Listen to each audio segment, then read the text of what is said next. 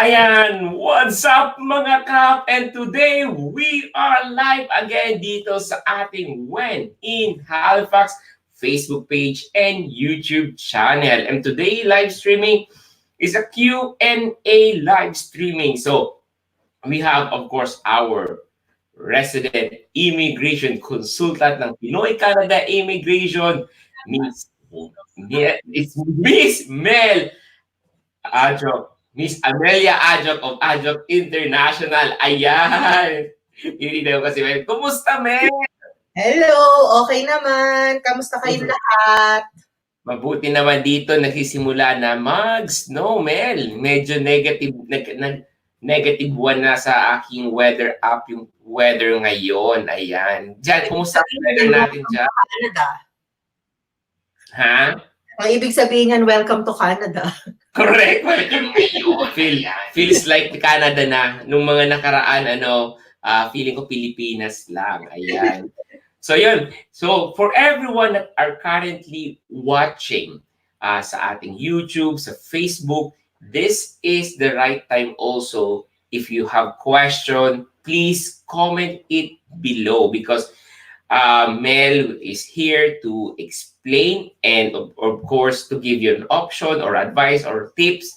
So please comment. We encourage everyone to comment in our live stream. And of course, share this live stream as well. Share this to your friends, to your family, and of course, kahit sa kapitbahay nyo, share nyo na rin. Because this is a very informative live streaming. Ayan.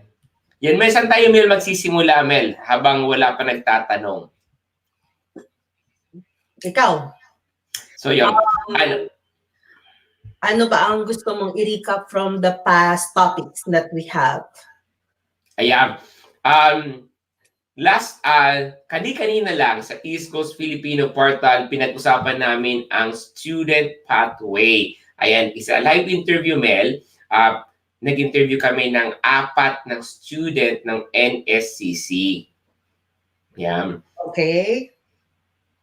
Kamusta naman sila? Wait lang, Mel. Wala? Wala. Nabubulunan ako, hindi ko alam kung bakit. But anyway, yan. They share about their experiences from the day they started until na nandito na sila. And yun, madaming information tayong natutunan dun sa live streams. If they want to watch it, I'll just post the link or just go to East Coast Filipino Portal page. Pero bago kayo pumunta, dito muna kayo kasi this is a Q&A question. So, while waiting for our mga kapatid natin sa When in Halifax, we will read some question or common question na siguro natanong na sa Facebook group. So, doon tayo sa pinaka-latest. Basahin natin yung tanong ni Riberal Baldosa ML. So, yun. She is a new member ng ating Pinoy Canada Immigration Forum. Hi po sa lahat. Sino na pong nakaranas mag-Atlantic Immigration Pilot Program? Paano po ang proseso? Ano pong mga requirements? As checking po, nasa NOC Class D po yung job ko. Job ko po kasi cashier all-around customer assistant and machine operator po sa isang palaruan. May chance po bang ma-approve po ako? So, medyo mahaba-haba yung tanong, Mel. Ang ano niya is sa AIPP program, paano daw yung proseso ng AIPP program. So maybe this is their first time to hear about AIPP program. Pwede tayo mag-rundown ba, Mel, ng AIPP program? Yes. Mm-hmm. Okay. Mag-focus ba tayo doon sa tanong niya o in general ng AIPP? In general na lang ng AIPP. Okay. So, bali ang AIPP is divided into 3 programs. So, number 1 is Atlantic Intermediate Skilled Program, and then the second one is Atlantic High Skilled Program, and the third one is Atlantic International Graduate Program. So, kung plano mo mag-aral sa Atlantic provinces, then definitely once you graduate from a 2-year course, a diploma course from a public school, then definitely pwede ka mag-apply ng Atlantic International Graduate Program and that's for permanent resident. Mhm. So for workers, magfo-fall down siya into intermediate skilled and high skilled. However, yung code na kailangan mo is for the intermediate skilled, you have to be under NOCO, A, B, or C. While sa high skilled program, it has to be 0, A, or B. So ang requirement lang yan is dapat meron kang 1 year skilled work experience with the education is at least completion of high school na dapat with the backup with ECA. So ECA, Mhm. Educational Credential Assessment. So there are two companies kung sino pwede mag-assess ng transcript of records at Mhm. nang tatanggapin ng immigration. There's Mhm. also a requirement for English exam with the CLB 4. 4. Mhm. And the most important thing, regardless kung meron ka na nung mga nabanggit na una, meron ka ng work experience, meron ka education, meron ka language. Pero ito ang pinaka-importante, you Mhm. need a provincial endorsement from Mhm. a, a registered or designated employer located Mhm. in AIPP. So Yes. AIPP, the provinces is Nova Scotia, New Brunswick, Prince Edward Island, and ano nakalimutan ko? Nova Scotia. Hindi ko ba? Na-mention ba? No, nakalimutan mo yung Nova Scotia. Nova Scotia, New Brunswick, PEI, and Newfoundland. Ayan. Ayun. So yun ang ibig sabihin. So to answer her question Sabi about niya, yung category D daw siya as cashier and mechanic kung may chance daw siya makapasok dito sa Canada under AIPP. Sinishare ko lang, men. Okay. Actually, mag-login na lang din ako doon sa mismong page natin. So, ang Yes. number one na kailangan mong gawin is, kailangan mong taasan yung skill mo para pumasok siya ng C. So, typically, as much as possible, get into supervisory or managerial position para pumasok siya as B. That's right. Pagka meron ka na nun, then ang next mong gawin is either kumuha ka muna ng ECA at ng IELTS while looking for a designated employer or vice versa. You can do employer first and then while waiting na magkaroon ka ng job offer or ng nomination, then you can do ECA and IELTS. ECA kasi ano yan lengthy yung time ng pag- Yeah, time.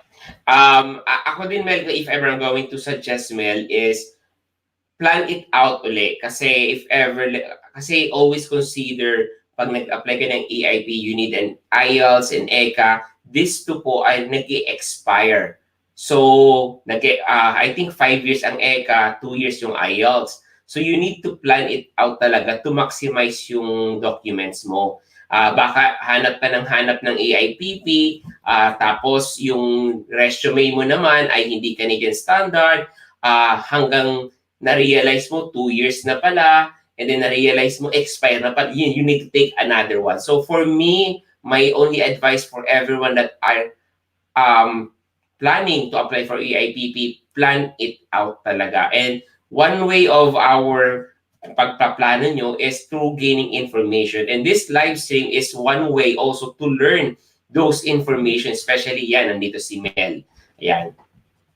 Yes. So, ang dami Mel na gano'n na, dumating na po sila. Nagtatanong na po. So, we start from, by the way, for everyone mga kap, this live streaming is for you. So, if you have question, as long as alam ni Mel, we will answer this. And of course, if you have questions, suggestions, or anything that you want to communicate or engage, feel free po to comment in our live streaming. So we start from JR. Hello po, ask ko lang po, pwede isabay ang express entry to lodge application. This takes time, I know, and then apply student visa. Di po ba problema? So parang isasabay niya yung student, EE and student. Depende yan kung nasan ka na ng proseso ng express entry. So technically, ang pag-lodge ng profile sa express entry is not an immigration application.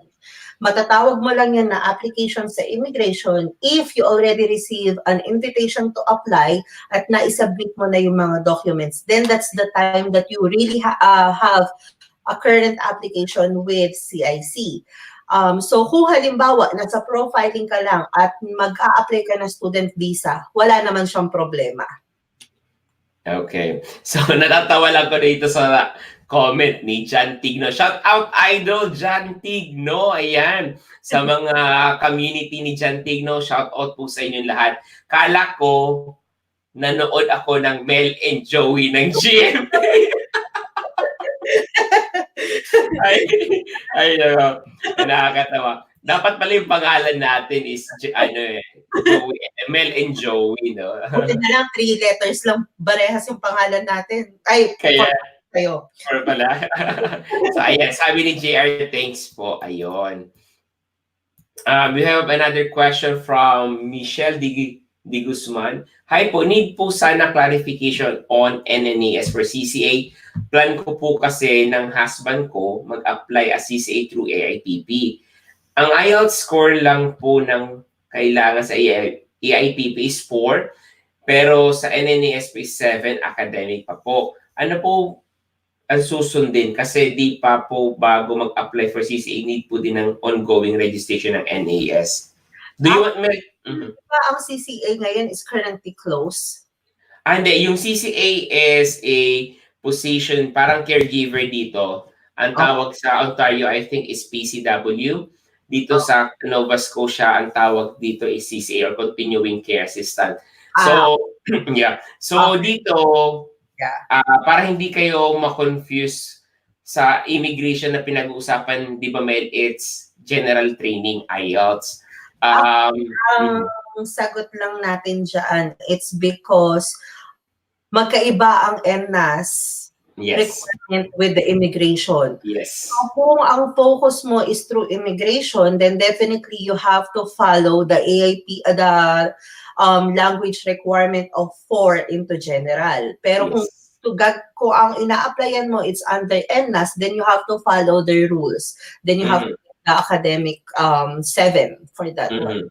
So the bottom line is, kung ang tanong is, so magdadalawa po ako ng IELTS, the answer is yes. Kasi yung general training mo ay gagamitin mo yan sa AIPP or sa Canada Immigration mo, and then yung academic IELTS naman ay gagamitin mo for NNAS. So, personal experience ko, ganun din po ako. Meron akong academic, meron akong general training. Kung ang sagot, dodoble, yes. Kasi magkaiba po yun, as mentioned by Mel. Yes. And we have another one. Hi, Michelle. Please don't mix up NNAS with immigration application. Ayan, sabi ni JR. Thank you, JR, for sharing. And then we have another one from Franklin Manuel. Shout out to you. He is currently watching on our YouTube channel. So kung hindi pa kayo nakapag-subscribe sa YouTube natin, please subscribe and share my channel as well. I just wanted to ask about AIPP and NNAS. It looks like that the IELTS type of the test they require are different from each other. Yun, na-mention na natin to kanina. Yung IELTS academic for NNAS, yung general training for immigration or for AIPP. So kung pagsasabayin mo, dalawang IELTS kailangan mo. Yun. Hindi requirement yung NNAS sa AIPP. Tama ba, Mel? Yes. Ayan. Yung NNAS po is for registration. Wag po kang ma-confuse kasi most of the employer kasi, Mel, dito, para ma-hire ka as a CCA, naghihingi sila ng NNAS. Okay. Just to prove na ikaw ay ongoing for nursing profession. And also yung NNAS is isa sa mga way para ma-authentic or mapatotoo na ikaw talaga ay legit na nurse sa iyong bansa. Kaya most of the employer is naghihingi ng NNAS, and that's based from also from my experience and from other friends na nag-apply for CCA. Kasi yung CCA certified siya eh. hindi ka pwede makapag-work ng CCA without certification. So Okay. yung ibang company, yung mga private, they can hire a nurse outside Canada or kahit nandito na kahit nurse sila, basta meron silang NNAS. So, ayan. Okay. So, yan, we have another question. Nasagot na yata tayo. AIPP is accepting only IELTS general training while NNAS is only academic. Do we need to take both type of tests to be qualified? Thank you for answering the question. I think nasagot na yan with the previous one. Yeah. Yeah. Good day from JK from Facebook natin, nanonood sa Facebook. Good day. May I know the difference between IELTS and SELF-IP? Which one is more easiest? And thank you and God bless. Actually, depende yan sa nagte-take eh. Most of the test takers was telling that mas madali ang CELPIP. Pero having taken both type of exam, para sa akin, it's just the same. Almost the same format. So the difference between IELTS and CELPIP, kasi ang IELTS sometimes you can take it through paper or computer based. CELPIP is 100% computer based. Mm-hmm. Marami akong mail, siguro 2 or 3 of my friends, nag-take sila ng CELPIP. They compare their experience for IELTS. They find it easier sa CELPIP. I don't know what's the reason, pero sabi nila mas madali. Parang general knowledge yung CELPIP compare with IELTS. Yun. Meron kasing, ang sa akin based on my experience, ang ayoko sa CELPIP, yung kanilang speaking, dahil una sa lahat, ang kausap mo, computer. Compared to IELTS na talagang tao yung kausap mo. So kahit pa paano, may nagkakaroon ng flow. Ngayon, ang isa pang ayoko sa CELPIP is, so lahat kayo, same kayo kasi nang tinitake ng category. So pag lahat pumasok na into speaking, yung katabi mo, naririnig mo kung ano yung sagot. Ano siya, nakaka-disturb kasi minsan mas pinakikinggan ko yung sagot ng katabi ko kaysa sa compare sa IELTS na talagang naka-separate room kayo, magkakalayo. So talagang kayong dalawa lang. Kasi iba rin talaga yung ang kausap mo tao kaysa sa computer. Correct. That's true. So yan, napakagandang yun, Mel, sharing ng kanyang experience. Computer pala yung kausap mo sa CELPIP. Ang ayoko lang naman sa IELTS is yung kanilang listening part. Kasi kumpara mo naman sa CELPIP kasi naka-headphone bawat isa eh. Kahit pa paano, kung katulad ka na bingi ko, parang ako, tawag doon, at least naririnig mo siya na very clear. Sa IELTS kasi, naka-speaker siya. So kapag minsan nagkakaroon ng glitch yung kanilang speaker o yung kanilang system, medyo malabo na nga yung kausap, yung naririnig mo, dahil minsan kasi British accent sila.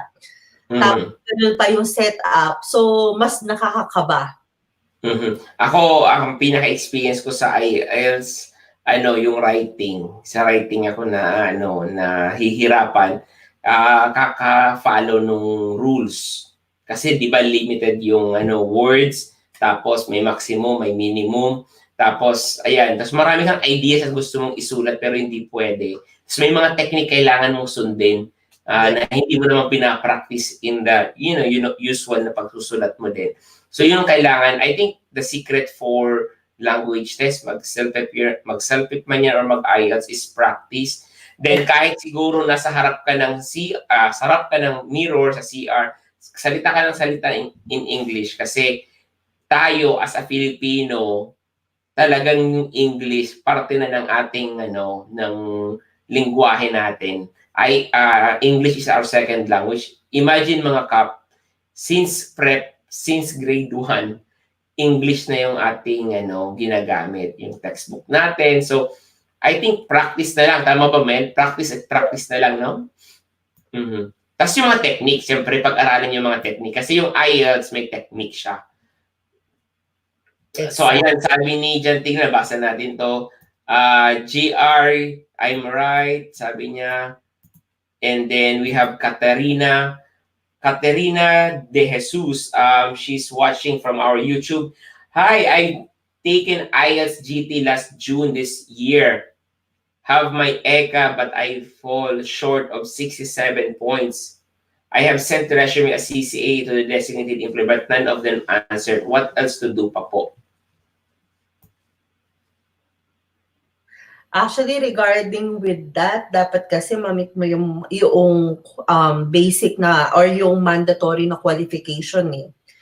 So, it's either na mag-focus ka muna when sending resume to the employer Mhm. or i-work mo muna kung saan ka nagkukulang doon sa yung kulang na yung shortage ng score mo. Mhm. With regards naman pag-submit ng resume, I think balikan mo yung mga if ever walang nagre-respond sa iyo, balikan mo yung resume mo. Malay mo baka hindi Canadian format, and malay mo baka hindi mo sinusunod yung Canadian way of applying yung resume, baka 11 pages yan, or alam mo, and at the same time, ito tip natin, when we met si Rocky, shout out to you, Rocky. Si Rocky, nurse siya sa Saudi, and then maswerteng nakakuha siya ng designated employer as a CCA dito sa Halifax. So, sinundo namin, tinulungan namin dito sa Central East Coast, and ngayon dito na siya. And isa sa tip na binigay niya is, hindi lang pag-send yung resume yung dapat matuto kayo, pati mag-communicate. Communicate with the employer. Huwag lang yung bastang pag-send ng resume, hindi lang siya nag-stop doon sa pag-send. Ang ginawa niya is, nangungumusta siya. Hindi siya nangungulit, nangungumusta siya. And isa sa pangungumusta niya is sometimes greetings. Ginigreet niya yung potential employer niya ng Happy Thanksgiving. So alam mo yun, hindi ko siya naririnig sa iba, pero ginawa niya.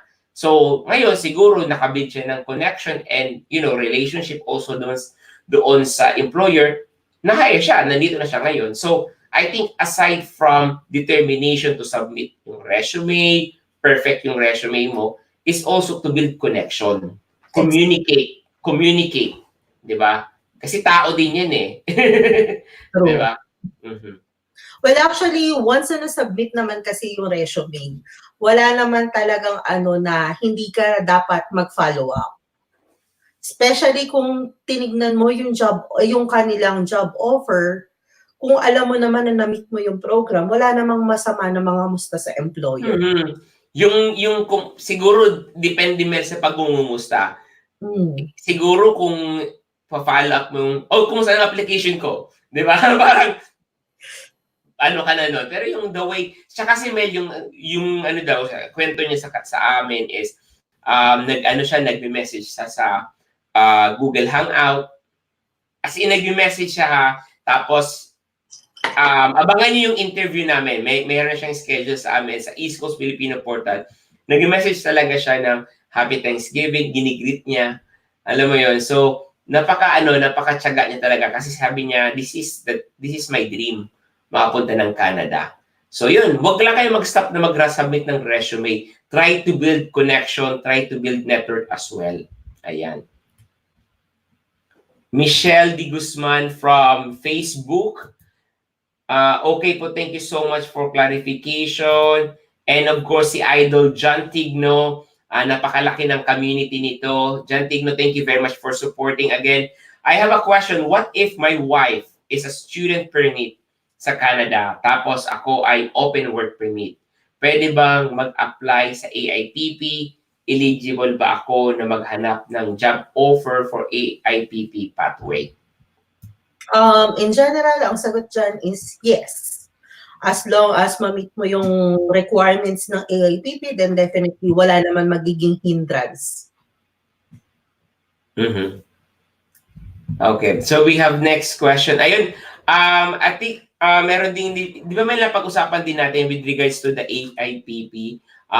For example, ikaw student, tapos si spouse mo ay open work permit, habang nagtatrabaho siya, nagustuhan siya ng employer, and then sabi ng employer, you know what, I'm a designated employer, bakit kunin na lang kita? So to make it short, si employer, si employer, pinarases yung documents, naging permanent si spouse. So, what will happen to the husband, doon sa principal? Kasama na din siya. Tama ba, Mel? Yes. Kasama na din siya. So, naitanong ko rin yun sa'yo, kailangan ba tapusin niya yung student kung permanent resident na siya? No, but make sure, sabi ni Mel, make sure na permanent resident ka before you stop your course. Tama ba, Mel? Kasi Actually, as meron ka na kasi, pag nag-apply ka kasi ng AIPP, pwede ka naman mag-apply, kumbaga, i-continue yung work permit, although magto-turn yan into closed working permit, right? So, by the time na meron ka ng closed working permit, pwede na ngayon si student na mag-apply ng open work permit. Once you're already authorized to work or yung mag-work ka kahit na saan, then definitely, that's the right time na pwede ka nang mag-stop mag-aral.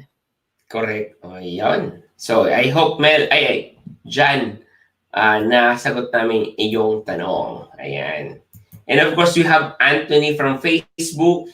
Hi, my question po, nag-apply po before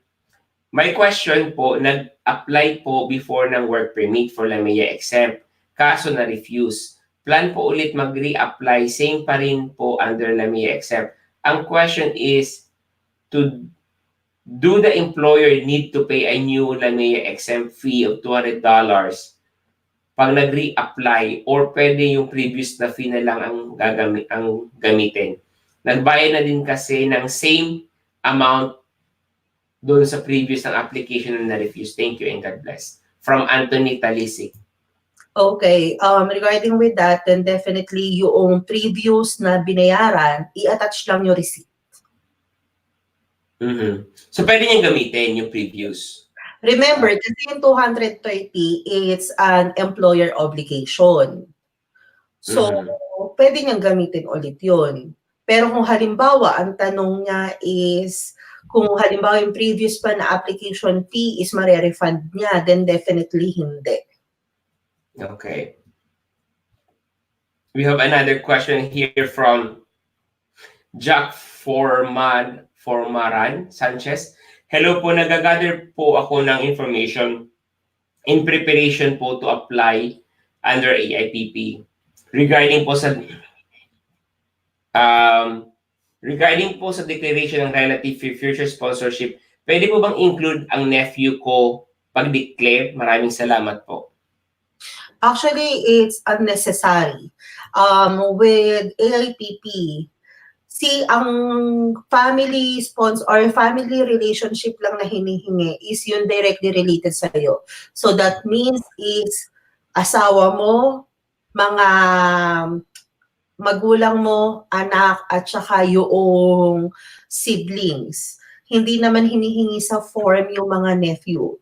Pero kung halimbawa, sa ibang province ka nag-a-apply for provincial nominee program, then definitely may impact yung pagde-declare mo kung sino ang kamag-anak mo nakatira doon sa lugar na yun. Pero for AIPP, it's unnecessary. Ayan. So, sabi ni JR, ang nephew not included. Si Gina, tinag niya yung family niya, or si James, hindi ko alam kung family niya. Basta nakalagay dito, tag niya, name lang eh. So si JR, Jack only direct relative, AFAK, parents, families, sister with age limit. Let me just add something on it. So pag having brothers and sister, always include kung meron kayong mga step-sister or step-brother.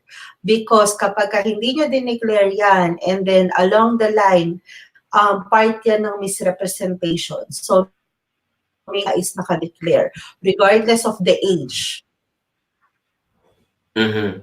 Ayan. So yun, we have another question here. Ano po bang ibang job search website for AIPP aside sa Career Bacon? So, marami. Ano yung trusted mo, Mel? My favorite is just Job Bank and Indeed. Ayan. Pero meron tayong video before na relating about dyan. So, I think mag-go through na lang siya doon kasi na-discuss ko saan dapat nag-a-apply. Yes, meron tayo. Ayan, shout out ko lang yung mga nanonood sa atin ngayon. We have Ferdinand Castillo Vargas, of course si JR, and of course ang aking ka-Brad, si Vice Garcilosa. Ayan, kumusta? Anyway, ayan, may isa pang tanong dito, Mel, from my messenger. What if, Mel, this is a scenario, he has a experience, work experience, pero bumalik ng Pilipinas, tapos nagkaroon ng business. Tapos yung business niya is almost 1 year. Ang tanong, Mel, pwede ba siya mag-apply sa EIPP daw? Pero anong i-declare niya na? Yung previous experience or yung business owner? Kasi we know that AIPP is self-employed ay hindi pwede. Yes. So actually, depende yan kung anong klaseng business ang meron ka ngayon.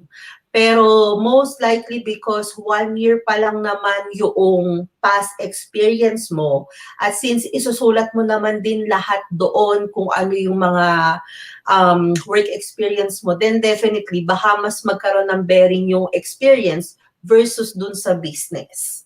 Nagkakaroon lang ng big difference kapag yung business mo, example is pumasok ka ng farming at tumataas yung gross income kasi iba ang usapan na doon.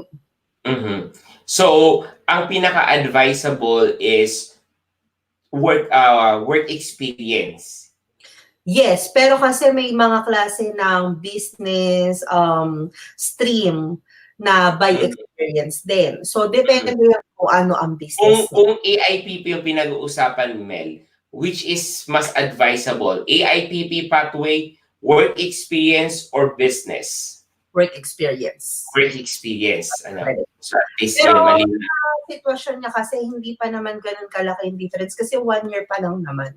Kung more than 3 years, let's say example, this is just an example, especially to our viewers, because we have some viewers right now na they have in abroad for 5 years. Tapos nag-decide na sila bumalik ng Pilipinas. They stayed in Philippines siguro 5 years na din sila walang trabaho, pero meron silang business. So 5 years ago pa yung experience nila, may current business. Ano kaya yung AIPP din ba yung magandang pathway for them? Actually, ang number 1 dyan is i-reinstate mo muna yung iyong job, yung work experience. Kung ano yung ina-applyan mo at kung ano yung ino-offer sa'yo na trabaho, then definitely doon ka mag-start. Dapat magkaroon ka ng experience related doon sa gagawin mo sa Canada. Kasi baka mamaya bumalik ka nga ng trabaho, ibang trabaho naman yung ginagawa mo, iba rin ang job mo, then definitely, para saan pa bumalik ka sa trabaho? So, hindi rin siya magiging malaking impact sa application mo for AIPP. Kasi, remember, ang keynote dito is, when it comes to AIPP, is 1 year work experience in occupation related to the job offer. Okay. So, yun yung keynote doon. So, yung ginagawa mo ba ngayon is related ba? Kung hindi, then definitely, kahit nagtatrabaho ka sa posisyon na yan in 20 years, pero ang job offer mo is iba, so baliwala din. Okay. Yon. At least thank you, Mel, for that answer. And of course, we have also Jonats. Jonats Miguel joined our live stream. Shout out to you, Sir Jonats, idol. And of course, Maris Limtenko and Sefre Masaho join our live streaming. And of course, we have a question here kay Riceline Latina. She's watching from our Facebook. So if you're watching on our Facebook, please share our live streaming because sharing is caring. Pwede po ba mag-apply ng PR at wala yung divorce paper? Pwede po ba yung form pa lang na nakapasa na ang application for divorce? Actually, depende yan sa klase ng application na gagawin mo eh. Kung halimbawa, gagamitin mo siya for AIPP at hindi mo maisasama ang iyong ex-husband, technically hihingan ka nila ng final na divorce. Pero kapag halimbawa, family sponsorship at through common law ang ipapasa mo, then definitely yung application for divorce na may file number, it will be acceptable. Depende yan. At saka depende yan sa klase ng application na gagawin mo. Okay. Ayan. Sabi din ni Roy Reyosa, Binibilisan ko lang, Mel, kasi madaming nagtatanong. Thank you very much for, sige lang, Q&A question live streaming. If ever you have question, please comment it in our live stream. And then, of course, please share our video as well. Like this video, share this video. Cap and Miss Mel, just want to ask kung okay lang po ba mag-lodge ng provincial application in more than one province at the same time.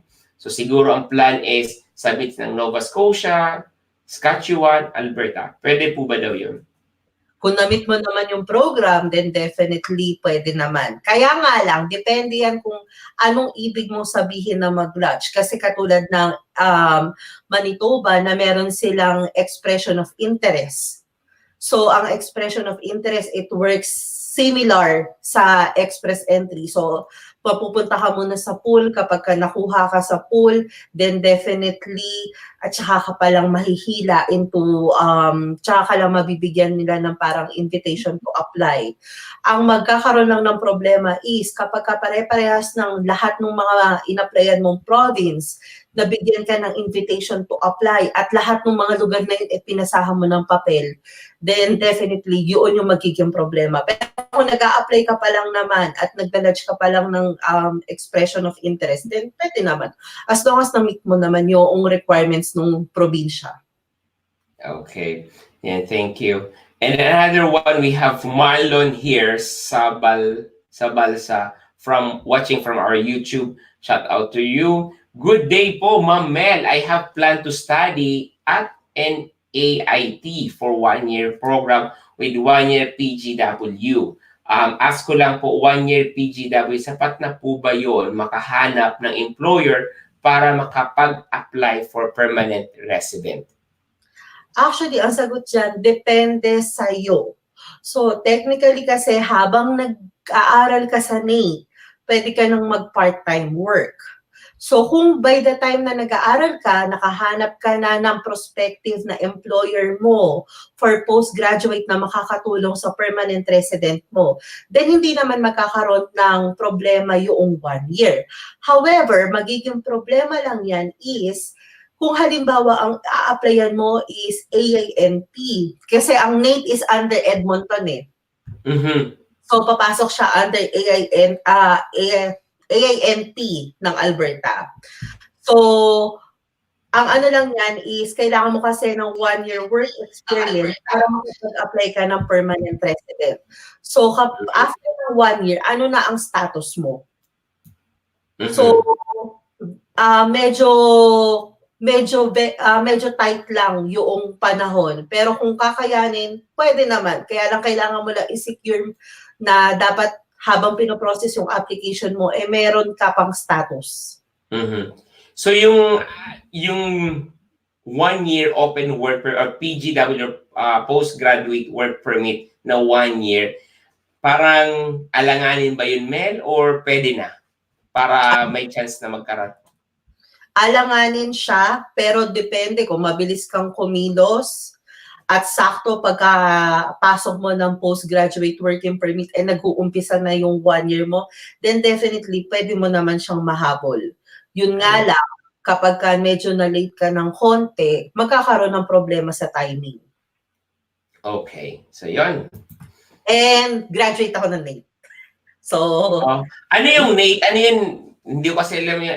NAIT stands for? Northern Alberta. Tagal ko nag-aral, hindi ko naintindihan yung NAIT. Para siyang community college din ba? Parang yes. NSCC dito? Okay. Northern Alberta Institute of Technology. Oh, ayan. So, yung parang NSCC naman dito sa amin. So, ayan, we have another dyan. Sabi ni John Tino, thank you, Miss Mel and Joey. Maganda yung topic. Nakakuha ako ng tip na isi-share ko sa next episode ng Buhay Canada. Meron na basa dito eh. Sabi niya, syempre credit ko sa East Coast Filipino Porta, settled East Coast at when in Halifax. Ayan, thank you, John Tigno. Ayan. Hello from T. Shy from Facebook natin. Hello po, good day po sa lahat. Just wanna know po sa new pathway, if pwede po kaya to be followed na lang ang ECA. If may mag-sponsor na po sa'yo, kasi medyo matagal ang process ng assessment, thank you po sa sagot. I highly discourage that one. Kasi kapag once na pumasok na ang papeles sa government, discretion ng government kung tatanggapin nila or ibabalik nila. Pero with the new pathway kasi, dapat kumpleto na yung requirements mo upon submission. So, mas maganda na kumpletuhin mo muna bago ka mag-submit para hindi ganun, kumbaga kung ibabalik nila for other reason except for that one. That's right. Ayan.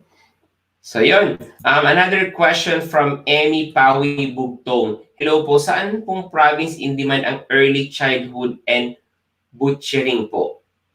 Actually, ang butchering is, in demand siya dito sa Manitoba, Saskatchewan, Alberta, even the early childhood. Ayan. Actually, childhood kahit saan eh. Yeah, yung early childhood dito sa Nova Scotia open. But then, we have a content creator na talagang dinidiscuss or sinishare yung experience ng butcher. Si Emersonic YT. Ayan. Kaibigan po yan ni John Tigno. Panoorin niyo po yung channel niya. Marami din tayong mga tips na makukuha sa kanya regarding sa butcher. Ayan. Si Arnold. Hi Cap and Miss Mel. May tanong po ako kung anong klaseng visa ang i-apply ko sa children ko na 13 and 11 years old. Open work permit ang i-apply ko po sa husband and approved student permit naman po si spouse na andyan na sa Nova Scotia. So you have two options. Either you apply for student visa or temporary resident visa. So technically, even they only have PRV, they can still study. Ayan. So yun. Arnold, kung nandito ka na sa Nova Scotia or Halifax, please message us. Baka makatulong din ang Settle East Coast for you. Ayan. We have another question here from Michelle. Another question po pala, based on your experience, ano po bang advisable na ibang work na pwede po for nurse from other country? He's currently a staff nurse po in nursing home in Singapore. Still AIPP ang pathway. Since medyo mataas din po ang required IELTS score ng NNAS, thank you so much. Actually, Joey, hayaan kita sumagot dyan kasi mas kabisado mo when it comes to the nursing. Yeah. On the side eh. Pero sa nursing dito sa Nova Scotia lang tayo maglayo. Dito sa Nova Scotia talagang super in demand ang CCA. Ang CCA dito left and right po dito yung mga facility, mga nursing home. Aside from nursing home, marami din po yung mga PCW, home care, meron bang mga support worker. Yung dalawang sinabi ng support worker and PCW, personal care worker, usually nasa home care sila, sa loob ng bahay, doon sila nagbibigay ng care or doon sila nag-work under agency. So, yung mga kilalang agency dito, Bayshore, another one, I forgot the other one, pero the idea is, merong mga CCA from nursing home facility, meron ding mga CCA, PCW, home care sa mga sa mga bahay-bahay. Ano yung pinaka the best na work? I think CCA ang wala akong alam eh. CCA, pag nurse, CCA talaga yung pinaka job na pwede mong gawin. Yung NNAS, hindi mo siya matatakasan unless otherwise hindi ka magpupurso ng nursing gaya sa akin. Actually, i-add ko lang. So, kung hindi ka naman very particular with the AAPP, ang other option is pwede ka naman mag-caregiver program. Yun, oo. Caregiver program, there's no need for NNAS, but you still need the IELTS score, which is very minimal yung score na kailangan. Hindi naman siya ganun kataas. Then once you have, you're already a permanent resident in Canada, then definitely, probably that's the time na tsaka mo asikasuhin yung NNAS mo to become a registered nurse dito. Yes, ayan. So yun, I hope na sagot namin yung tanong ninyo. If ever you have question, Michelle, private message mo na lang ako or message ka sa Pinoy Canada Immigration Forum natin. And then we have Emmy Pawi Bugtong. One more po. My husband worked in Korea as a factory worker for 9 years and just finished with his butchering certificate po. He's currently employed as butcher. What would you suggest for this pathway? Thank you po. Actually, ang number one na magiging concern dyan is pagtrabahuin mo muna si husband ng 1 year. So while doing that one, you can find an employer who's hiring for butchers. And definitely, ang una mong pasok dito is under working permit. So once you're already holding a working permit in Canada, then definitely there's a pathway for permanent resident also. Okay, ayan. And we have, I think we already answered this question. Licensed nurse po sa Philippines in looking for designated employer for aside from continuing care assistant, ano pong ibang pwedeng applyan? If again, dito kayo sa Nova Scotia, I think only CCA is the best position or work ng nurse na nasa ibang bansa, nasa labas ng Canada. I think kasi based from our experience, pumunta ko dito, hindi pa ako licensed registered nurse. Ang in-applyan namin is CCA. Karamihan ng mga kaibigan namin na nurses sa Pilipinas, lahat kami nag-start sa CCA. Another one, Catherine Bulanadi Chua. Good day po, ilang months po or weeks bago makareceive ng biometric instruction from IRCC? Kasi po, nakapagbayad na po ko noong October 22 and receive also the payment confirmation. May case po ba na the same date ang biometrics at medical pag nag-request? Ano to, Mel? CL. Sila. Salamat po and God bless. Actually, nasa discretion yan ng officer eh. Pero kung ang ina-applyan mo is under permanent resident, medyo matagal talaga. Pero kapag ina-applyan mo is temporary resident, usually dapat may ma-receive ka na biometric within, minsan nga right after, siguro mga 2 to 3 days may marireceive ka na kagad eh. Pero napansin ko lang with the application that we submitted last week, wala pa akong nare-receive na biometric request right away. So, baka meron silang backlog sa loob. Ayan. So, we have another question here from Tatong Fermo. Anong IELTS po ba ang kukunin ng registered nurses pag mag-apply ng CCA at ENAS through AITP? Academic po ba at general training? I think nasagot na natin to. Iyan pong dalawa. Yeah.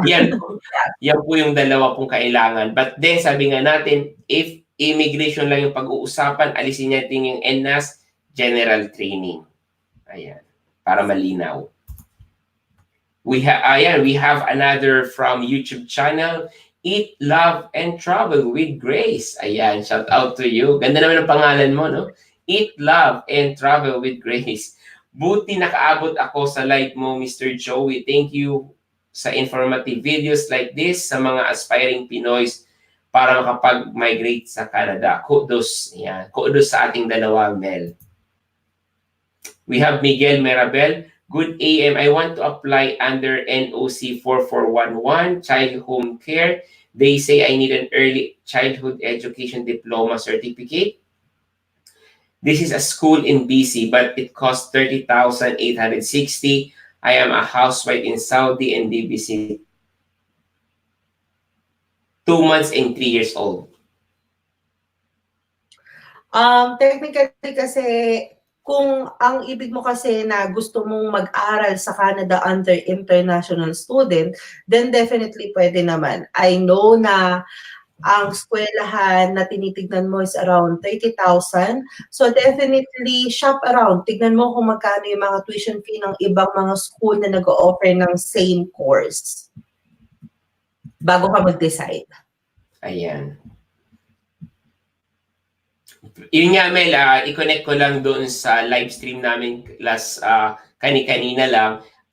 Na-mention ni Mark sa isa sa aming in-interview is, if you're planning for student pathway, if you're planning to get a student visa kahit saan man yan na probinsya, you need to set aside yung tuition fee. So if you say yung tuition fee is, sabihin natin 10,000 per year, so 20,000 for 2 years, set aside mo yun, then dapat meron ka pang extra for your food, board lodging, playing, and for any medical something, you need to have an extra. So, para malinaw, tuition fee, sarado na yan para sa pang-tuition. And besides, sabi nga ni Mark, babayarin mo, kailangan mo rin talaga siyang bayaran. So, pagpunta mo pa lang, or maybe, if you're planning to a student pathway, set aside mo na yung tuition fee. So, ideally, sabi nila, karamihan nagsasabi sa student pathway, around 1 million pesos. Tama ba yun? Tuition fee around Canada, it's naglalaro siya between 10,000 to 18,000 a year. A year, okay. So, I highly recommend talaga na mag-student pathway ka kung meron kang enough na pera na ipanggagastos mo dyan. Kasi kung wala, ikaw din ang mamomroblema. At the same time, halimbawa, nakapag-aral ka ng first term, then yung second term, hindi mo na kayang i-finance. Mababaliwala yung first term mo kung biglang all of a sudden mag-i-stop ka. At the same time, hindi ka pwedeng magtrabaho kung hindi ka nag-aaral. So, magkakaroon ka ng problema when it comes to immigration as well. Kasi kung nag-unauthorized work ka, then pwede kang habulin ng gobyerno. So kung hindi kaya, then definitely you have to look for another stream, or at least talagang paghandaan mo na pagdating mo ng Canada. Kasi yung although may part-time work sila, or pwede sila magtrabaho, kung doon mo rin kukunin yung pang-tuition mo, hindi siya magiging enough. No, mababaw talaga sa utang. That's very true kasi ito yung mga advice din ng mga student, international student natin dito sa NSCC. Kanina lang na-interview natin sila sa East Coast Filipino Portal. But then, if you want to watch the whole interview, I'll post the link on our live stream. But anyway, we have another question, Mel, here from JR. Kuya Joey, pina-follow ko din yun si Jantigno, haha. Galing ninyo guys, Ate Mel and Kuya Joey, more power. Ayan. Thank you very much, JR. And we have Resilin Hima Kaslatina. Wait ko pa po ang final divorce paper ko. Aabutin na po ng expiration ng endorsement certificate ko galing province. Under EITP po ako. Ilang beses po ba pwede mag-renew ng endorsement certificate galing sa province? Actually, dapat dyan, ang first mong kontakin is yung employer mo. Kasi yung endorsement certificate na yan, kailangan mo ng tulong nila para makuha mo yan. So, make sure na aware yung employer na ganyan yung sitwasyon mo para alam din nilang i-consider kung dapat na ba nilang asikasuhin yung extension ng endorsement o kailangan na nilang kumuha. Yes. But in regards with the final divorce, depende yan kasi although under yan ng AIPP, merong mga ways, pero very specific kasi siya. So, I don't know if we still have time to discuss it or kung magiging relevant ba para sa iba. But I highly suggest na contact me directly kung gusto mo ng tulong. Yes, I think you need a professional advice about that. We have another here, sabi ni Tishay, thank you Sir Ma'am for the answer. Amy Bugtong, salamat po sa inyo. You've been so helpful sa mga kababayan. God bless po. Ayan.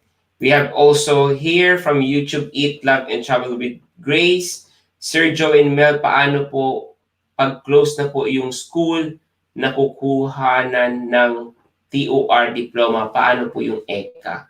Actually, kung graduate ka ng 4-year course, then check it with SHED. Dapat mabigyan ka ng ng copy ng TOR mo sa SHED. Nagkakaroon lang siya ng problema kapag hindi registered yung school mo. Okay. So, ayan, sabi ni JR, I miss Halifax. Nasaan ka ngayon, JR? Pwede kang bumalik ngayon. Snow na, winter. Yes, sabi, yes, sir and ma'am, nasagot po. Big help. Thank you so much po, sabi ni Michelle. We have Glenn Erickson. Sir, ma'am, ano pwede kong pathway? Currently, I'm working as grocery clerk for more than 6 years. In regards with that, kasi papasok siya ng NOCD. So, para tumaas at maging qualified ka for AIPP, then mag-upgrade ka ng position. So, as much as possible, if you have supervisory or managerial position, then mas maraming door yung mag-open sa'yo for application papunta rito sa Canada. Mm-hmm. Ayan. So we have also here John Paul Mariano. Good day. Good day po. May experience po ako sa Taiwan as nursing aide for elderly care po from 2000 to 2014. Magagamit po ba yung experience ko if mag-apply ako ng caregiver din sa Canada? Technically, hindi na. Dapat kang bumalik dyan sa posisyon na yan kung may plano kang mag-apply as caregiver dito sa Canada. Kasi 2019 na ngayon. I mean, by the time na makakuha ka ng employer, baka Right. 2020 na. So, tumataas yung gap no experience mo. Correct. So yun. Mabilis ka naman magbilang, no? 2014, no? Gumagana pa years ka na. Galing, Hindi ko nabasa yun, ha? 2008, 2000, tama, no? More than 5 years na siya. Hindi siya, wala nang experience sa, no? Sa nursing aid. Ayan. Yes. Sabi ni JR, Michelle, follow our Pinoy Nurses Group, which is Pinoy International Educated Nurses in Canada. Sabi ni JR. And then Jewel, hi, good afternoon. Yun ang pangalan niya, Mel. Jewel, hi, good afternoon, Salar. Thank you po. Ayan lang yung message niya. Ayan, matapos na tayo. And we have, hi, sir, madam, okay lang po ba magsabayin ang pag-apply ng Manitoba Provincial Nominee Program at EIPP or Rural Immigration? Like I've said, depende yan kung nasan ka na sa application. Pero kung mag-a-apply ka pa lang naman, wala naman magiging problema. Especially with the Manitoba, kasi kailangan mo munang makakuha ng invitation to apply para mag-proceed yung application mo. With the AIPP, kung meron ka ng employer, stay with the AIPP or Rural Immigration or any. Kung saan ka merong job offer, doon ka magstay. Kasi I doubt na, although, hindi naman siya imposible, pero you're one of the luckiest kung lahat ng probinsya na yan meron kang job offer, then definitely kailangan mo nang mamili kung saan ka pupunta. Correct. Ayan. So we have also here from Address. Ayan, ka-work ko to sa Arborstone. Kumusta? RN na ito. Yun, sana ma-interview din kita, Address, and share your experience as well. Paano maging RN dito sa Halifax. Ayan, si Glenn Erickson. Sir Joey, salute po sa inyo. Ayan. Anthony Talisig, hi Kap, baka na-miss ko yung answer sa second question ko. I ask ko lang po ulit, pwede po bang mag-apply ng another PR application? Halimbawa, ongoing sa isang program for PR, then apply ulit sa isang program na pang PR din. Naitanong ko lang po. Thank you and God bless. Ano siya kumbaga, nagpapakapagod ka lang, to be honest, na mag-apply ka ng 2 different application, which is later on, mamimili ka naman talaga ng isa kasi yung isa i-withdraw mo. Take note din yung ginagastos mo kasi once na nag-apply ka, then definitely nagbabayad ka na ng application fee. Although wala namang problema sa pera, pero yun nga lang, baka imbis na maging okay yung application, baka lalo siyang magkaroon ng delay. Imbis makatulong, hindi tuloy. Magkaroon pa ng complication. Ano, Mel? Yes. So, yan. Sinishare ko lang yung ating live streaming. So, anyway, we have Tatong Fermo. Thanks po sa sagot. Hindi ko inabot yung first topic. Sige lang, tanong lang po kayo. Nandito si Mel.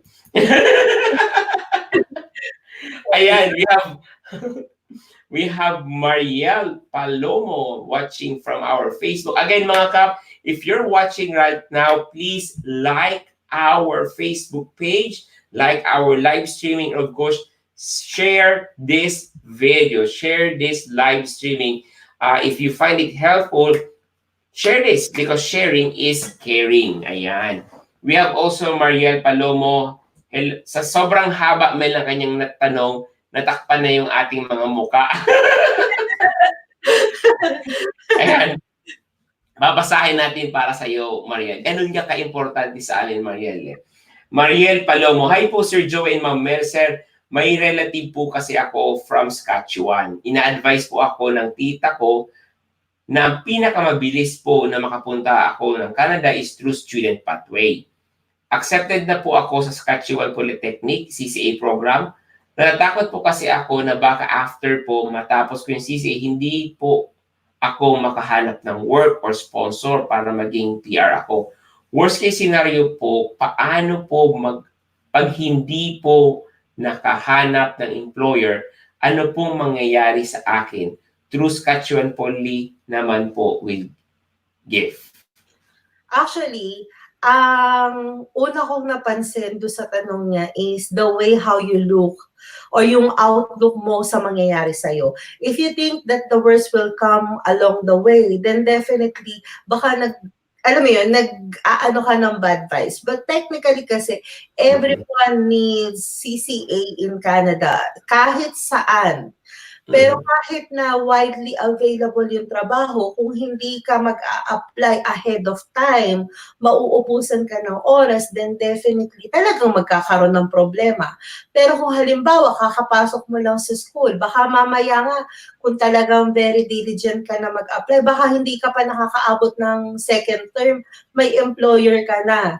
So, keep applying and keep the positive outlook. Pagdating mo dito, it's a world of, kumbaga, it's a country of full of opportunity. So grab that. Huwag mo isipin na hindi ka makakahanap. You have enough time. Nasa sa'yo lang kung paano mo i-grab yung opportunity na yon. Yes, that's very true. Sabi nga niya, minsan may opportunity pero kailangan dagdagan ng faith, kailangan mo dagdagan ng prayers and confidence sa sarili mo. Kasi minsan may mga scenario, may mga nangyayari na because of your thinking about negative, lahat ng negative nangyayari din sa iyo. So yun, tama yung si Mel, think positive, claim it, makakahanap ka ng trabaho, especially dito sa Canada, pagdating sa healthcare, umaapaw yung trabaho. Yan. Yes. Malalaman mo pag nandito ka na. Baka mag-ayaw ka na. Sa sobrang trabaho ay parang mag-ayaw ka na. Yes, sabi ni GR Biag, yes daw pwede.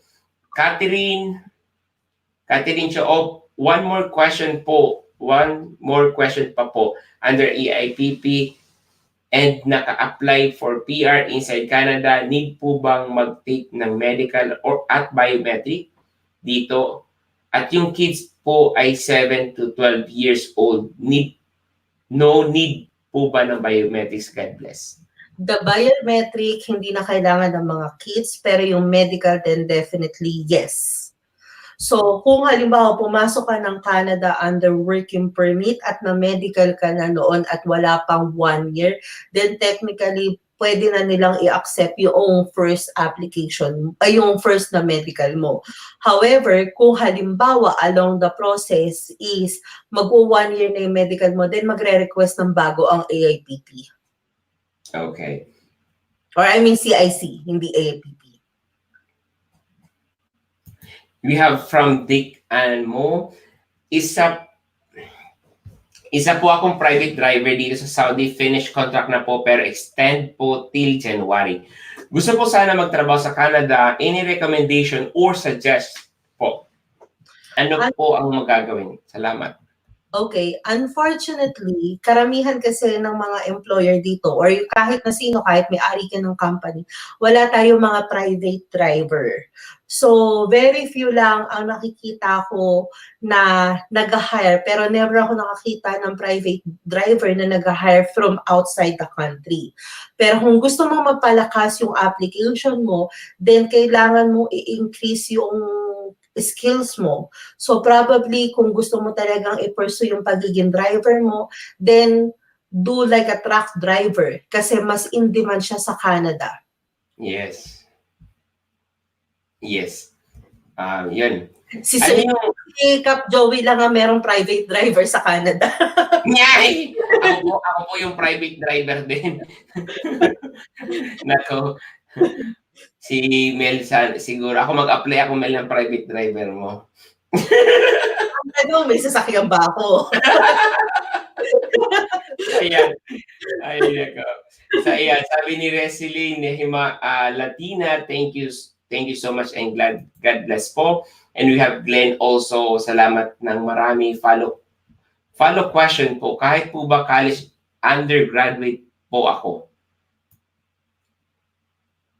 Sabay ganun, no? Ano yung tanong mo, Glenn? Natakpan na, Glenn. Ito. Sir, anong pathway po ng working as a grocery clerk for more than 6 years, tapos undergrad po siya, na undergrad daw siya. Pwede daw siya mag-apply. Actually, depende yan sa klase ng program na a-applyan mo eh. Kasi merong mga katulad ng AIPP, completion of at least high school graduate lang yung tinatanggap nila. So technically, kung ang ECA mo is high school graduate or naka 2 years ka sa Pilipinas or 1 year or nakapag K-12 ka sa Pilipinas, then definitely na-meet mo naman yung program. So wala namang problema. Mhm. Ayan. So we have also another question. Busy-busy ako mag-comment dito. So, Miguel, I thought po minimum high school diploma ang child home care under NOC 4411. How will you recommend without taking student public to be able to work po? They say I can apply agad for open work permit as well with my family. So, in regards with that, I think you're asking about the new pathway for the caregiver. Unfortunately, hindi na nila tinatanggap ang high school diploma. You need to have at least a 1-year post-secondary in Canada, which is equivalent sa Pilipinas ng 2 to 3 years in college kung wala kang K-12. So, yun yung number one na dapat mo i-consider aside from the other requirements like IELTS, job offer. And yes, you can apply for, they're gonna give you open work permit also with your husband and dependent visa for your kids. Mhm. Can be a tourist visa or a student visa for the kids. But ang pinaka-main concern mo dito is dapat ang equivalent ng iyong education is 1 year post-secondary in Canada. I see. Ayan. So, another question from John Paul Mariano. Thank you, Sir Mom, but I'm currently working po as physiotherapy aide po here in Saudi. Ano magandang pathway para sa akin? Thank you. Technically, kung yan pa rin yung position na gusto mong maging trabaho pagdating mo dito, then definitely you can take either student visa because physiotherapy in Canada is a regulated job. So, hindi ko alam kung nag-hire usually ng aid, pero technically kasi ang mga physiotherapy, hindi naman sila nag-hire dito ng mga aid nila eh. Not unless the company is quite big na kailangan na nila ng mga assistant. Pero yan kasi yung mga position na regulated. Correct. Yes. Saka ako konti yung physiotherapy, Mel. Based from my experience as well, I work in a facility. It's a big facility. Yung physio sa isang buong building, isa lang, dalawa lang. Yes. I don't know sa hospital. I think sa hospital for sure marami. Pero sa isang facility, big facility na yan isa, dalawa lang na physiotherapy. Usually, din kasi nag-work sila ng private practices eh. Pero kapag private practices, usually isa o dalawa lang silang nag-work by shifting. Pero never ako nakakita na nag-hire sila ng aides. Tama.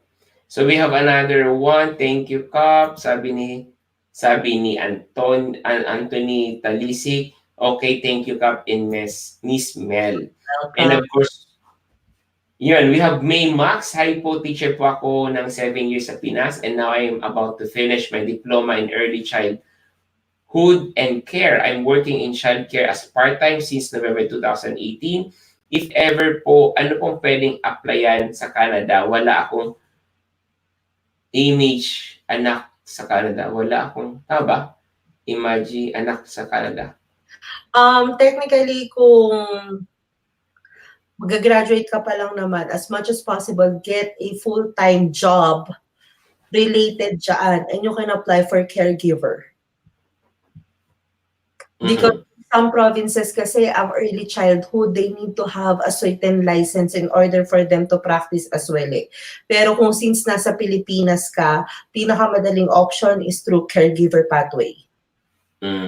Gusto sabihin ni Mark, walang kamag-anak pala. Ah, Ito ang kadugto. So, yun. Sa early childhood is still regulated din eh, no? yes. Dito regulated din dito sa Nova Scotia. Yun, abangan ninyo Kap yung Barkada serye with the help of our friend Koji, because what we're going to do is we will feature some Barkada na nagtatrabaho dito sa Halifax and Nova Scotia. So we're going to feature their job, their day-to-day, ano yung buhay nila. So abangan yan. Of course, hindi ko yan magagawa without the help of our Kap Koji Gutierrez. Ayan, shout out to you, Koji. Kap Miss Mel, good day. Ask ko lang po, paano bang malalaman sa job bank kung nag-hire sila ng outside Canada from Taiwan po daw si Joel? Well, actually kasi hindi naman very specific sa job bank kung may field minsan na nilalagay ang employer kung ang hinahire lang nila is nandito lang dapat sa Canada at may legal authorization. Pero kung wala naman nakasulat, then definitely nag-entertain sila from outside. Yun nga lang, hindi naman ganun kalaki yung numbers na talagang sumasagot. Pero definitely, kung sila yung mga employer na very keen na mag-hire from outside with the skills that you have, then hindi naman siya magiging hindrance kung nasaan ka man. Actually, totoo yun. Hindi po talaga siya automatic mga Kap na once nag-submit ka ng resume, you will wait for 2 weeks or a month, magre-reply sila. Swerte na mag-reply sila na hindi ka pasok or maybe apply next time, mga ganun. Maswerte na, pero most talaga hindi nagre-reply. One thing siguro kailangan dagdagan sa paghanap ng employer is patience and determination. Without this, you will feel frustrated and mas like, ay, mahirap naman. So yun, sabi ni Mel, na-mention ni Mel, be optimistic, be positive. Kasi yung pagiging positive ninyo, it helps with application. The more na positive ka, positive din ang aura lang. Ayan. Don't think negative. And besides, mahirap naman talaga mag-apply ng Canada. Di ba, Mel? Yes. Hindi siya kung mo siya on your own, then definitely lahat noong motivation mo, dapat talaga hawak-hawak mo. Kaya, correct. So yan, last 2080, sorry. This from Jewel. Hi, good afternoon, Salar. Maganda yung pangalan mo, ha? Very unique, ha? Ayan, subscribe ko na sa channel ko naman, Jewel. Nasa YouTube siya nanonood. Last 2008, I applied for federal as Nova Scotia, but I withdraw kasi di ko may submit yung mga documents ko within 60 days kasi may correction yung birth certificate ng son ko. Can I still reapply it? Thank you. Well, actually, yung program kasi from 2008 is hindi na siya available right now. Pero kung halimbawa yung program na available sa AIPP right now, na-meet mo naman, then there's no problem na mag-apply ka. Okay. Diba? Na-approve ko siya kasi advice ng consultancy is to withdraw. Thank you. Yes, kasi hindi mo ma-comply kung ano yung kailangan noong application. Pero technically, yung approval from before at saka ngayon, hindi mo na siya magagamit. Kaya ang pagbabasa mo na lang ngayon is kung ano yung program na available ngayon, kung pasok ka doon, then yes, apply for it. Pero kung hindi, then definitely kailangan mo munang i-work out yung background mo o yung documents mo para i-accept nung visa office yung application. Okay. So yan, we have another question here, Mel. My experience po ako 7 years in teaching, elementary. Tapos pumunta po akong Australia to study diploma in early child care. I'm about to finish my diploma. Nag-work ako dito sa child care assistant for more than a year, pero 20 hours lang po for 1 week. Ano ba magandang pathway ko or ano pong pwede kong applyan? Number one is, kung afford mo naman, then try to continue studying in Canada under the international student. Or kung meron ka namang skilled job na matatawag, you can also try express entry. Kung halimbawa hindi pwede o hindi uubra yung dalawang sinabi ko, then definitely you can also consider the caregiver pathway. Pero since 1 year pa lang yung experience mo under 20 hours, then definitely wait until maging full-time ka dyan sa Australia para magamit mo siyang as experience dito, or mag-gain ka muna ng another 1 year experience para ma-meet mo yung equivalent ng 1 year or 1 year full-time position. Ayan. So yun, with regards also to childhood, ano yung pathway? Ano ba siya sabi ko? Ito pala si Marlon, binabasa. Yung diploma na nakuha niya from Australia, although we're both in a British colony. Pero ang ano dyan is, hindi rin kasi ganun kaano yung Canada na to accept that one. So you need to have a license in Canada para ma-practice mo yan. And usually, makukuha mo lang yung license na yun kapag ka nandito ka na. Yeah. Ayun, add-on ko lang pala, Mel. Sabi mo, nga, i-try mo na yung EE or Express Entry kasi baka mataas yung CRS score mo kasi meron kang postgraduate. Tama ba ito? Postgraduate niya ba itong Pero hindi mag-work sa kanya yung postgraduate kasi hindi naman siya dito nag-aral. I mean, yung master's degree ba to para mag-add on doon sa CR? Most likely hindi yan masteral degree kasi ang sinabi niya diploma eh. Okay. Magiging basis lang niya since dalawa na yung kanyang certificate, pero dapat ang pinaka-main concern niya is dapat pumasok sa skilled work yung kanyang experience para pandagdag ng points. Okay. So yun. So we have also Marlon Sabalsa. Ma'am Mel, ask ko lang po ulit, currently OFW ako dito sa Saudi as massage therapist for 4 years but I have degree in computer engineering. Ano bang possible mag-grant sa study pathway basis? Degree po ba or current work magbe-base? Depende. Kung halimbawa is mas matagal mo nang ginagawa yung pagiging massage therapist, then definitely you have the option kung alin dyan sa dalawa ang i-continue mo na pathway. However, dapat yung iyong study plan is mapakita mo kung bakit doon yung pinipili mo at bakit hindi yung isa. Ano ang importansya niyan sa plano mo pag alis mo ng Canada. Always remember, student visa or Canada allowing you to study in Canada, hindi naman nila tinitake yung option na mag-aaral ka dito para maging permanent resident. Although that's the plan. Pero they treat it as temporary resident application. So, kailangan mong maipakita sa kanila kung bakit dito ka pa sa loob ng Canada mag-aaral, whereas widely available yan sa Pilipinas na mga courses. Ano ang makukuha mo? Ano yung mga advantages mo? Technically kasi, ang number one disadvantage niyan is tuition. Kung magko-computer engineering ka dito versus sa Pilipinas, which is sa Pilipinas, mas mura kasi nga peso ang pera natin, compare mo in Canada na 18,000 ang magiging tuition mo per year. So, dapat yan ilagay mo lahat doon sa intention mo sa student plan mo. Ayan.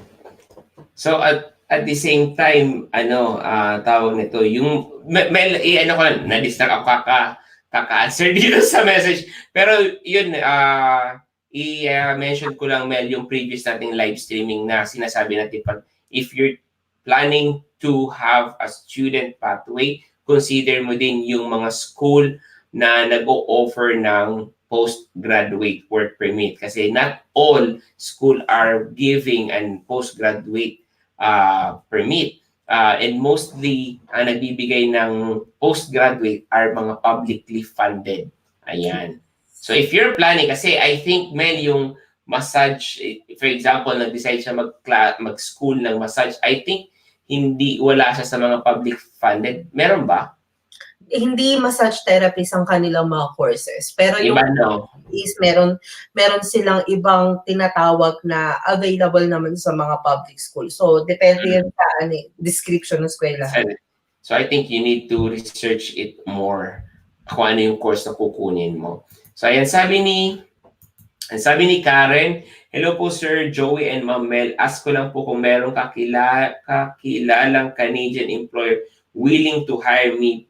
Kaso yung job is not related to my work experience at natapos huling work ko last 2007 as midwife staff. Right now, business owner po ako ng isang maliit na computer shop for 5 years. Yung work offer is convenience store po as a store supervisor. Gaano katagal pong processing ng Lamea at ECA? Nalilito po ako. Dapat po ba i-grab kasi waiting din po ako ng LOA ko? Thanks in advance. Actually, ang magiging problema mo dyan is LMIA. Usually, ang processing time ngayon is 6 to 8 months. Depende kung nasaan yung probinsya yung ina-applyan mo. Ang magiging problema dyan is, ang in-offer sa'yo is around convenience store or store supervisor. Pero wala kang experience dyan. So, regardless kung ma-approve yung LMIA mo na yan, high risk for refusal yan kasi wala kang prior experience. So, ang lagi nyo tatandaan kapag mag-apply kayo ng kahit na anong position, hindi nag-work sa Canada yung kahit na ano pwede. Hindi. Remember, ang LMIA is maa-approve yan as long as na-meet ng employer mo yung requirements. Pero hindi yan ang magiging basis para magkaroon ka ng working permit o maaprubahan ka ng eligibility for permanent resident. Magbe-base yan sa background mo. So kung wala kang background dyan, then definitely high risk of refusal yan. So yun. And we have another here question. From Glenn Erickson. Sir Joey and Mamel, Sir Joey and Mamel, if pa-ECA ko yung school ko ng college, more than 1 year po ako, hindi ko na po inabot yung K plus 12. Ma-consider po kayo nila as a high school in Canada? Salamat ng marami again. Para makakuha ka ng more accurate na sagot dyan, much better na invest and apply for the ECA right away. Kasi ECA lang ang makakapagsabi kung ano ang talagang equivalent yan. Although, pwede naman tayo magsabi ng in general format, pero yun nga lang, mahirap siya maging basis for immigration. Correct. Usually, ano yan, Mel? -1, -2? Depende yan kasi sa assessor. Kung sa website, -2 yan. Yeah. So it's hard to say na ikaw high school ka na, ikaw hindi ka equivalent sa bachelor. So eka lang yung makakapagsabi. So yun. At least you have idea, usually -1 or -2 yung inyong course. But based ko lang doon sa aking experience, 4 years, pero sa akin ay bachelor, 3 years bachelor ang equivalent dito sa Canada. So -1. ICAS po yung process ko sa ECA.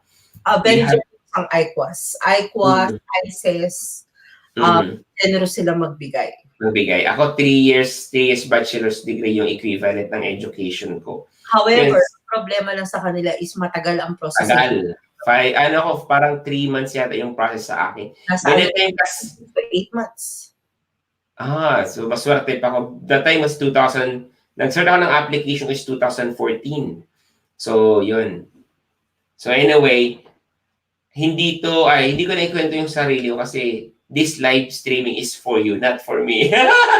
So, if you have a question, mga Kaps, please question it, post it, or type it in our live streaming. And of course, guys, please subscribe to our channel. Help our community to grow by subscribing to my channel, on the notification para na-notify kayo pag meron kaming live streaming. And this is also a regular live streaming of Joey and Mel. Parang GMA lang, no? Every Saturday, 12 midnight here in Halifax, 12 noon naman ng Sabado sa Manila. Manila time. Ayan.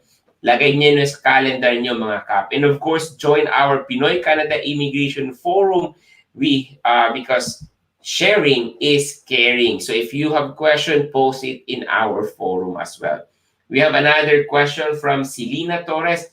Ano po yung requirements pag mag-apply ng caregiver sa Canada from Philippines? Please give po ideas. I think we have a live stream about caregiver. Please go to our YouTube channel, Caregiver Pathway. Makikita niyo yung dalawa namin mukha ni Mel. And yun, ideas lang ni Mel, hapyaw lang. First thing that you have to get muna is, number 1 is ECA, which is the educational assessment. And then number 2 is English exam. So that's gonna be either IELTS or CELPIP. And then number 1 is a job offer from a Canadian employer. Mm-hmm. Ayan. So if you want to learn the full details of caregiver, I strongly suggest si Lina to go to our YouTube channel when in Halifax. Nova Teacher, hi po, regular follower ninyo po ako. Currently OFW, primary teacher for 11 years in Malaysia at Indonesia. Anong pathway ang mabilis po? Childcare, caregiver, or student? Kung meron ka namang employer, then I highly suggest childcare. Kung wala, student pathway. Okay. Another, we have Olen Grace Martinez. Yung pathway po sana ng husband ko is AIPP. Regarding naman po sa reference letter, naka-indicate po kasi sa requirement, hindi po kasi makahingi ng reference letter yung husband ko. Ayaw pa po kasi niya inform ang company na magre-resign siya. In case po, enough po ba yung COE and payslip as replacement sa reference letter? As much as possible, kung ano yung hinihingi ng checklist, doon yung i-comply mo. Kasi come to think of it, hindi mo nga sinabi. Pero, nag-background check ang immigration sa employer mo. Then, malalaman din yan ng employer mo eh. So, kung hindi ka pa naman ready as of now, then definitely, siguro humingi ka kahit man lang sa yung na supervisor mo para lang magkaroon ka lang ng reference letter. Pero technically, yan kasi yung bagay na pwede mo ilihim, pwede mong hindi. Pero kapag nag-background check ang embassy, then definitely, hindi mo. Saka sabi nga, walang sikretong hindi malalaman. Ano lang, icebreaker lang. Yeah. I receive a few update from my client na etong mga recent application, talagang nagba-background check ang mga employer ngayon. So, yun lang, heads up lang kung yan yung gagawin mo. Yeah. And another one, Mel, also based from our experience pag-apply ko dito sa mga employer nung naghahanap ako. Actually, Mel, well, hindi ko na-experience dun sa employer na naghingi ng diploma. Hindi sila naghingi sa akin ng mga certificate. Ang hiningi nila is character reference. Yes. So, yung character reference is my supervisor, my chief nurse, and previous employer ko pa. Dito sa Canada, I don't know yung online, I don't know yung experience na nag-apply outside Canada, pero dito, importante yung character reference. So, yun. Yun, at least sharing experience lang. So, yun. Another one is we have Visitacion Gasco. Hello, good day, Sir Joey at Miss Mel. As ko lang, ilang years pwedeng kami, close parenthesis, parents, is sponsor ng anak ko. Sa Montreal sila, 1 year pa lang sila doon, his family, thanks. Madali lang ba? Depende yan eh. Kasi ang una dyan is I don't practice in Quebec. kasi meron mga additional requirement. Pero just give you a heads up, kung halimbawa nasa overage ka na, then definitely hindi ka na pwedeng sponsoran ng parents mo or meron ka ng asawa at meron ka ng anak, then definitely hindi ka na parte ng dependent. Pero much better kung kumonsulta ka sa immigration consultant na licensed din with MIDI para mabigyan ka ng tamang payo regarding that. Okay. So we have Mike Saloria. Sir, may tanong po ako, pwede po ba mag-apply si Papa sa AIPP kahit hindi umabot doon sa AIPP seminar po ba yung, pero pwede po ba siya mag-apply sa AIPP boot swing? As long as merong employer na magbibigay sa iyo ng endorsement o sa papa mo ng endorsement, wala namang problema kung hindi siya naka-attend ng seminar. Kasi pwede ka mag-apply online. Seminar kasi, yung seminar kasi is one way yan para makakuha ka rin ng endorsement eh. Pero ang end line yan, dapat meron kang endorsement para mag-proceed yung application. Correct. So, if ever na hindi ka nakaabot doon sa information session dyan sa Manila or sa Cebu, I think the number one na gawin mo is frequent visit ka doon sa kanilang Living NB. Kasi time to time, there's an update, at least nakaabang ka na. Another option siguro, try to search for that employer. Kasi kung talagang mataas yung demand dito, so at least online naghahanap ka na while waiting na mag-open uli yung opportunity na yung New Brunswick team pumunta sa Pilipinas. Ganun yung ginawa ng iba nating kaibigan. Kasi shout out to Miss Gloria. Miss Gloria shared her experience kung paano siya nakapunta dito sa New Brunswick. New Brunswick through that information session. Napakaswerte niya, Mel, kasi job interview, information session, tapos job interview on the spot, yun, siguro less than 6 months, permanent resident, nandito na sila. Galing So, nga. meron akong interview na video na ipopost ko this week. Kagandahan nito, Mel, 3 months pa lang sila 3 months pa lang dito sa New Brunswick si Miss Gloria at kanyang asawang Simon. Yung anak niya 16 years old, may trabaho, meron ng kotse. Ayan. Self-supporting na. Ayan, self-supporting. Kaya yung mag-asawa si Miss Gloria and Kuya Mon is very happy dun sa success ng kanyang anak. Yan, shout out sa inyo po. And yun, we have also Joel Aragon Lindio, Kap at Miss Mel po, Mel, hindi po Mek. joke lang. Icebreaker lang. Miss Mek, thanks, Miss Mek na rin sa akin. Miss Mel, thanks po sa sagot. Follow up ko lang po, 5 years experience po for production operator at factory worker, NOC 9416. May chance po ba ma-PR if work permit po kukunin? Naka-follow na po ko sa YouTube at FB mo, Kap. God bless po sa inyo. Salamat po sa advice at answer. Actually, i-check mo muna kung nasa ang probinsya ka. Pag kasi mga ng position, usually nagbibigay ng ibang ng opportunity sila through the PNP pathway. So, i-check mo muna doon kung may papasok na stream. Mm-hmm. Ayan. So, another one is we have Mario. Nawala ako. May na-skip tayo. Sorry. Ayan.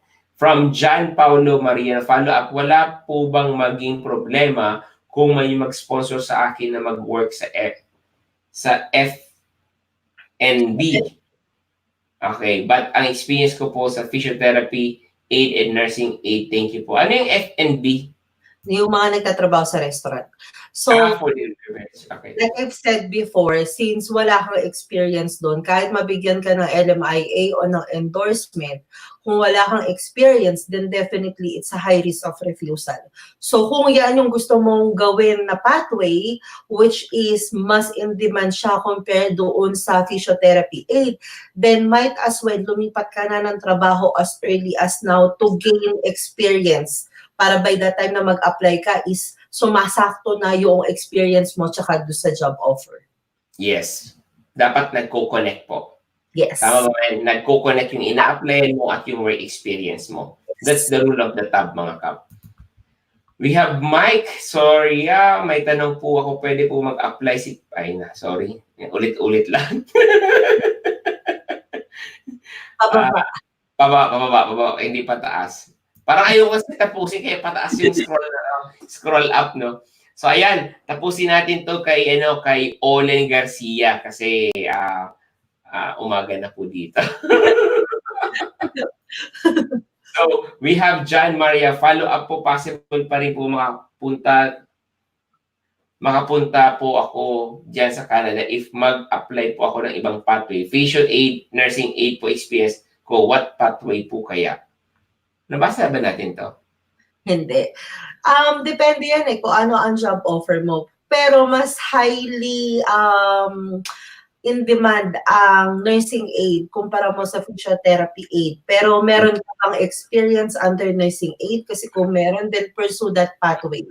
Kung hindi man, then definitely, i-work mo yung background mo papunta doon para kapag once na may employer ka na, then definitely okay na yung experience mo. Yes. And then we have another one, Jane Gongora. Madali po bang kunin ang kamag-anak na nanny sa Romania but X-ray technician 2-year course po to be nanny for my son?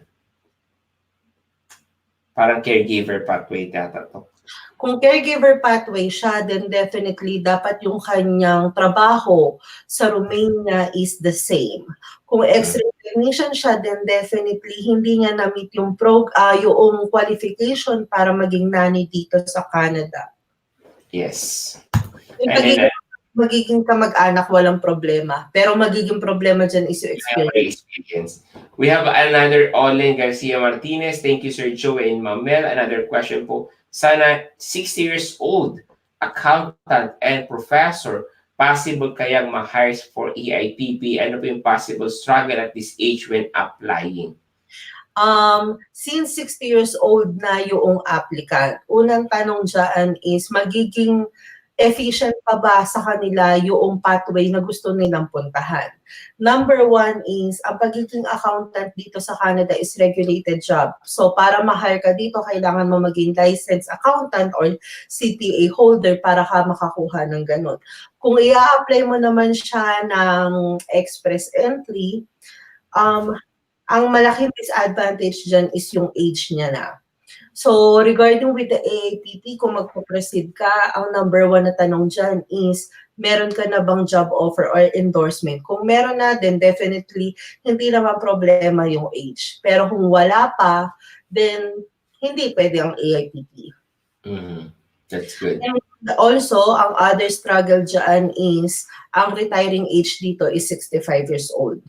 Baka mamaya mas efficient pa kung halimbawa si anak ang pumunta compared sa parents. Kasi baka mamaya makarating si parents, pero since overage na rin naman kayong magkakapatid, hindi rin kayo maisama ng parents. That's right, yeah. Hindi po mapipetition ng parents yung kanilang anak above 22 years old. 22 years old. So, kung 22 years old na, tapos 60 years old yung tatay mo, try sigurong consider na yung anak na lang siguro. Ano, Mel? Pero since accountant ka, then definitely mag-aaral ka pa rin sa loob ng Canada para maging licensed accountant. Hindi kasi automatic accountant ka dito. Yun yung pinaka-problema eh. Kung consider mo rin, oo, siguro possible makapunta, pero i-consider mo pag nandito na ano yung magiging trabaho niya, accountant din ba? Kasi regulated. Ilang years yung kailangan para maging accountant ulit. So, yun ang consideration. Local experience para payagan ka nila umupo sa board. Which is yun yung mahirap. Mahirap, yeah. Tapos baka umabot yung 65 years of retirement na. Yes. Yes. So, yun. Okay. So, last question, pahabol. But before we answer this question, thank you very much for joining our live streaming again. And of course, tune in kayo every Saturday, Philippine time, Manila time, Saturday, 12 noon mga kap. And if you're here in Halifax time, Friday, 12 midnight. Ayan mga kap, last question tayo. Ano po ba yung requirements kung nursing aid ang papasukin, BSN graduate po, pero underboard? So kung ang papasukin mo is under caregiver pathway, then definitely you need ECA na ang equivalent should be at least 1 year post-secondary in Canada. English exam, either IELTS or CELPIP. Pero ang pinaka-importante dyan is job offer. So, shoutout lang din kay Ate Jane Congora. She's from Edmonton at kasamahan ko siya sa Pinay Moms in Edmonton. So, I'll meet you probably one of these days kasi meron kaming parang meet up with the moms. And sumasagot din ako ng immigration doon. So, yun. Yes. Yun. So, yun. O yun. So yun, sa lahat ng mga nanood, maraming salamat po. And again, kita-kits ulit tayo every Saturday, Manila time, 12 noon mga Kaps. So, ilagay niyo sa calendar, magpa-alarm na kayo para mag-join ulit, sama-sama ulit tayo sa Q&A question. And we hope mga Kap, we're able to answer your question.